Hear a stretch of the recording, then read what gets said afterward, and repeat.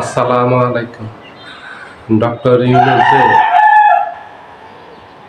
খুবই ক্যারিশমেটিক একজন মানুষ, আবারও তার প্রমাণ দিলেন গতকালকের ওনার ভাষণের মাধ্যমে।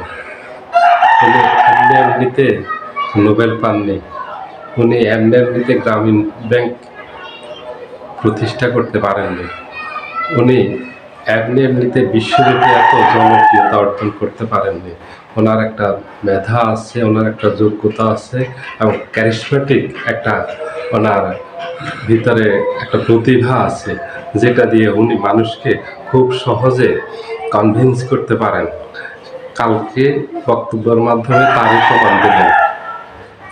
উনি কালকে যে বক্তব্য দিলেন, বিএনপিকেও ব্যালেন্স করলেন, জামাত যেটা চেয়েছে জামাতকে ব্যালেন্স করলেন, বিএনপির কিছু দাবি দাওয়া মেনে নিলেন, আবার কিছু নিলেন না, আবার জামাতের কিছু মেনে নিলেন, কিছু মেনে নিলেন না। এখন সবাই হিসাব নিকাশ করতে বসছে জামাত, যে তাদের কতটুকু লাভ হয়েছে, লস হয়েছে, কতটুকু পেয়েছে, কতটুকু পায়নি।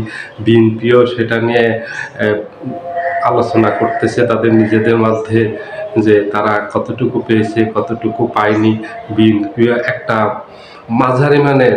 মাঝামাঝিতে একটা প্রতিক্রিয়া ব্যক্ত করেছে, জামাতও মাঝামাঝিতে একটা প্রতিক্রিয়া ব্যক্ত করেছে। সবাই দেখা গেছে মাঝামাঝিতে একটা প্রতিক্রিয়া ব্যক্ত করছে, এনসিপিও একটা প্রতিক্রিয়া ব্যক্ত করছে, কিন্তু কেউ কঠোর অবস্থানে যায়নি এবং এটা নিয়ে কেউ কোনো ধরনের আন্দোলন করবে, কোনো কর্মসূচি দিবে সেদিকে যায়নি। তার মানে হলো সবাই এটার উপর সন্তুষ্ট।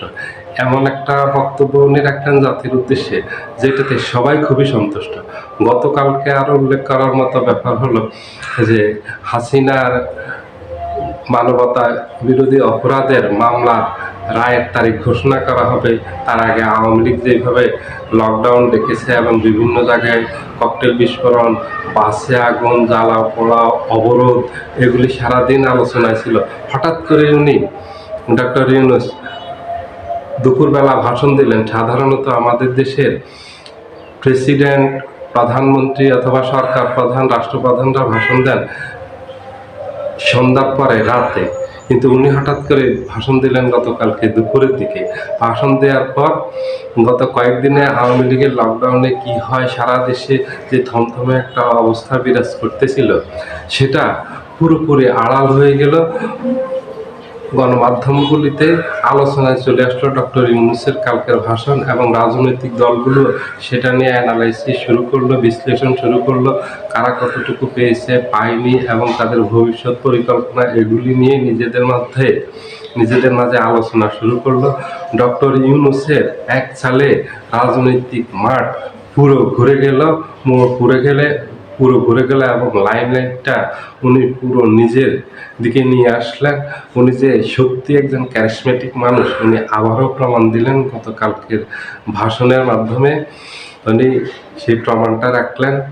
উনি যে বিশ্বজোড়া ওনার যে একটা খ্যাতি, বিভিন্ন জায়গায় বিশ্বের বিভিন্ন দেশ যে ওনাকে নিয়ে যান হায়ার করে, যে বক্তব্য রাখার জন্য, ওনার যে মোটিভেশনাল যে বক্তব্য দেন উনি, এটার জন্য সারা বিশ্বব্যাপী উনি বিখ্যাত, এবং মানুষকে উনি খুব দ্রুত মোটিভেশন করতে পারেন, অনুপ্রেরণা দিতে পারেন, মানুষকে খুব সহজে উদ্বুদ্ধ করতে পারেন।